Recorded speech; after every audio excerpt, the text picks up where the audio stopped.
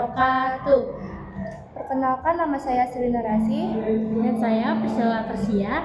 Di sini saya berdua akan membuat video literasi bahasa Indonesia.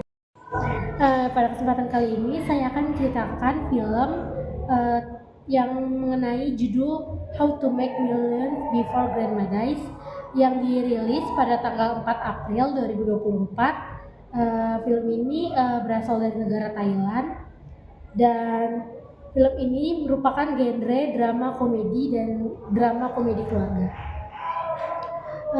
Film How to Make Millions Before Grandma Dies ini sebuah drama yang berasal dari Thailand yang mengisahkan perjuangan seorang cucu yang awalnya itu termotivasi oleh harta neneknya, tapi pada akhirnya itu si cucunya ini menemukan sebuah arti tentang cinta, keluarga, dan juga pengorbanan.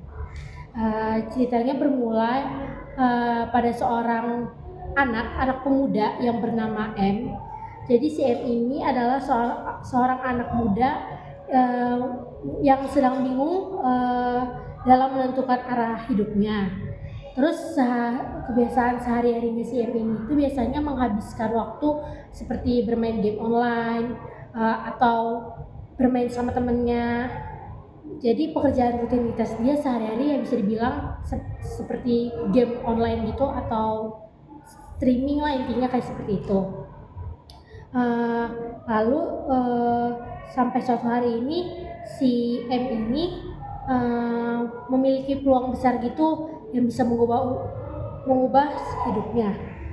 M ini tuh punya nenek, dia manggil neneknya itu Amah. Amah ini adalah wanita tua keturunan Tionghoa yang tegas, keras kepala, dan juga bisa dibilang Amah ini tidak mudah menaruh kasih sayang secara terbuka kepada cucunya ataupun anak-anaknya.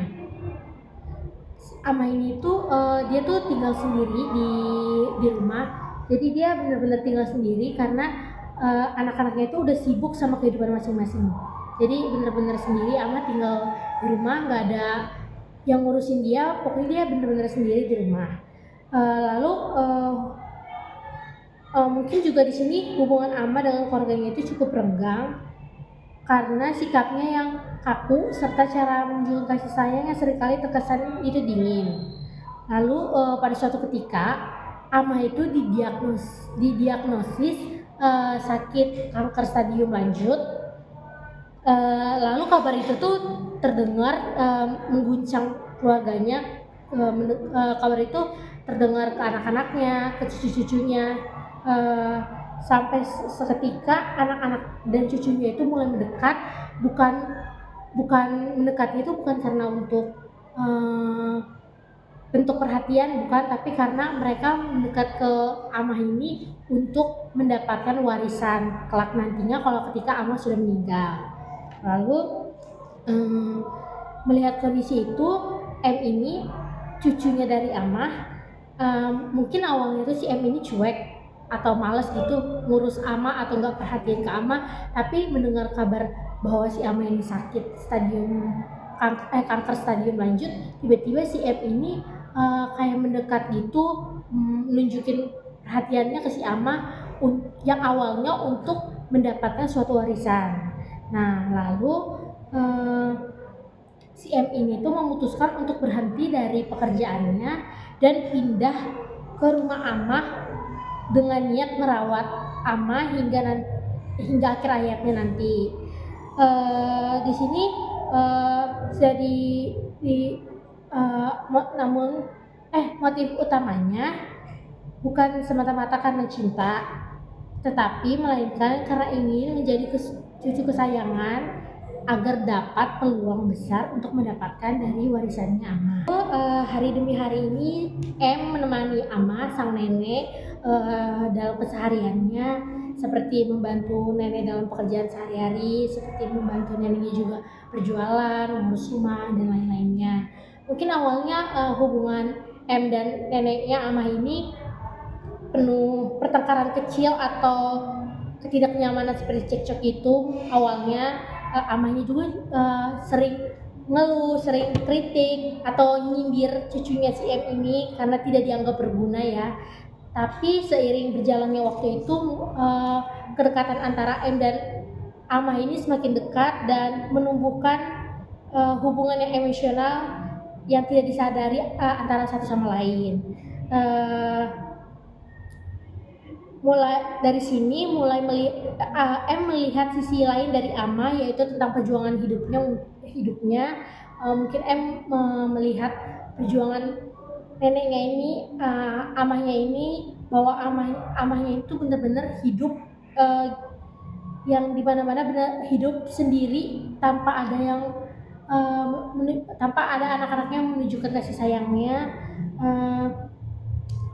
Setelah itu juga, setelah mendengar kabar amah ini sakit, tiba-tiba juga anak-anak amahnya ini tuh tiba-tiba bersaing untuk bisa dibilang menampilkan perhatian palsu, bisa dibilang untuk mendapatkan yaitu tadi warisan dari si amah kelak nanti kalau amah ini bisa dibilang sudah meninggal.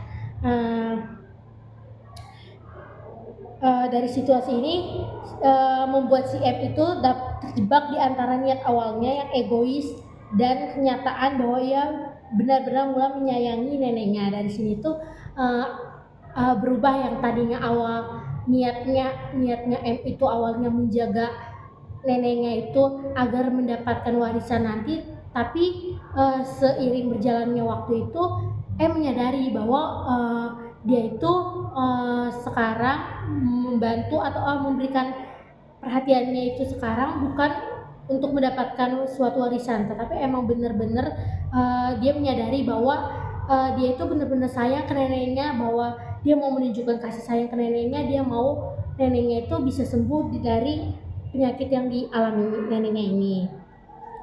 Lalu dalam menjelang akhir hidup amah ini, si M menyadari ya tadi bahwa harta bukanlah hal terpenting yang ia dapatkan, melainkan yang benar-benar berharga itu adalah hubungan, cinta, dan juga pelajaran hidup yang diperoleh dari kebersamaan dengan sang nenek yaitu amah. Lalu di akhir film ini kemudian berakhir dengan kematian sang nenek atau amah yang membawa kesedihan pada pemuda ini yang bernama M, dan yang akhirnya warisan yang ditinggalkan seseorang tidak akan bisa menggantikan kasih sayang dari seseorang itu. Jadi sekian film dari pesan yang bisa diambil dari film ini, yaitu hargailah waktu bersama dengan orang tua, kakek dan nenek selagi mereka masih ada dan sehat ya, karena kebersamaan sederhana seperti kita merawat, menunjukkan kasih sayang dan menemani mereka itu jauh lebih berharga dan bernilai daripada suatu harta warisan. Saya akan menceritakan sebuah film yang berjudul Duty After School. Untuk genrenya itu action, thriller, dan drama. Rilisnya itu pada tanggal 31 Maret 2023. Nah, dengan munculnya makhluk misterius, kelas 3 SMA diberikan untuk mengikuti sebuah perintah pelatihan militer sebagai pasukan cadangan untuk membunuh hewan tersebut. Para siswa yang tadinya diharuskan untuk belajar dan mempersiapkan diri untuk masuk universitas, mereka terkena dampak akibat monster ini. Dengan mengikuti latihan militer dengan iming-iming akan mendapatkan poin untuk ujian, dilatih di bawah kepemimpinan Kapten Le yang tegas dan pemberani ini.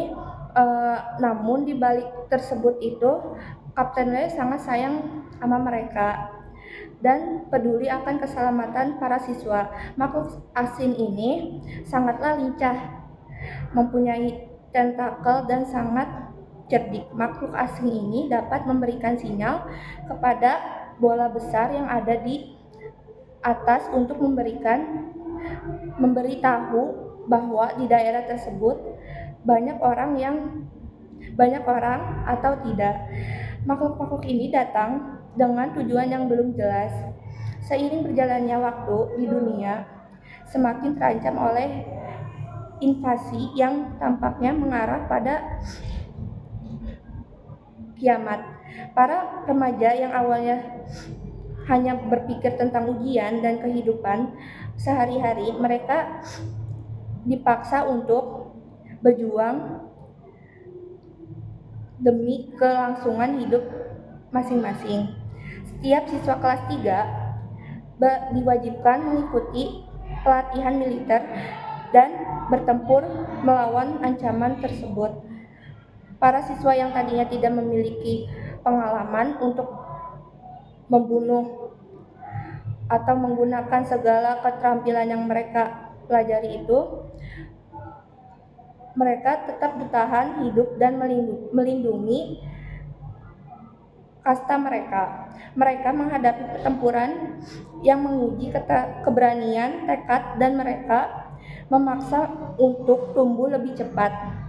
Yang mereka bayangkan dalam perjalanan mereka, para siswa harus berhadapan dengan ketakutan, berjuang hakir untuk bertahan hidup, dan menjaga hubungan persahabatan yang tegas dan terjalin. Mereka tidak hanya melawan makhluk asing, tetapi mereka juga menghadapi dilema moral yang sulit. Terkait dengan pengorbanan dan tanggung jawab mereka, juga belajar bagaimana untuk saling melindungi dan saling menjaga. Yang awalnya hanya memikirkan diri sendiri, tidak peduli dengan orang lain, namun seiring berjalannya waktu, mereka bisa menjalin rasa hubungan yang baik dan erat. Dibantu oleh Pak Ketua kelas yang bernama Kim Yeon Jung, kawan ketua kelas yang tidak pernah lepas dari tanggung jawab kehidupan mereka yang seharusnya sederhana kini berubah total, membawa mereka ke dalam situasi ekstrim yang menguji keberanian, pengorbanan, dan solidaritas.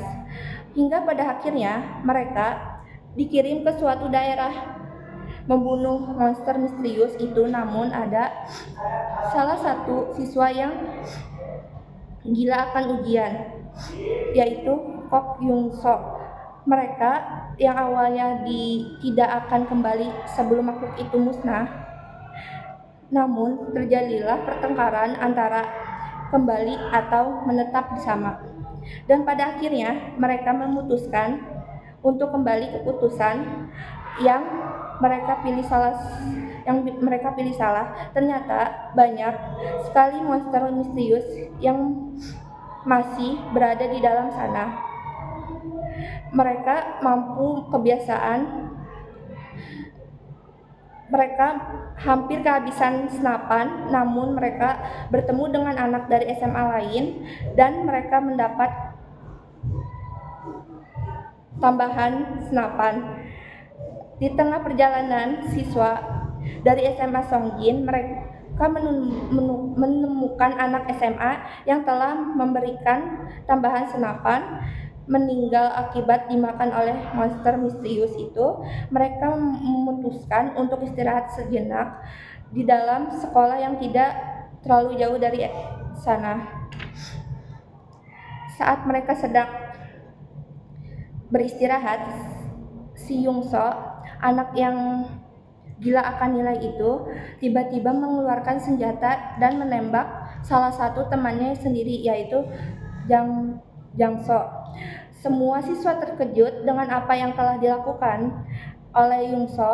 Belum sempat mencerna, Yung So kembali menembak temannya satu persatu, hingga pada akhirnya Aesol, seorang siswi yang bersembunyi di bawah meja, menembak Yung So dari belakang. Siswa SMA Songjin yang awalnya berjumlah 22 orang sekarang menjadi berempat, yaitu Kimchi, Hana, Haesol, dan Rara. Alasan Yung So menembak teman-temannya karena ketakutan dalam bersaing bersaing akan nilai. Sekian dari kami, kurang lebihnya mohon maaf. Wassalamualaikum warahmatullahi wabarakatuh.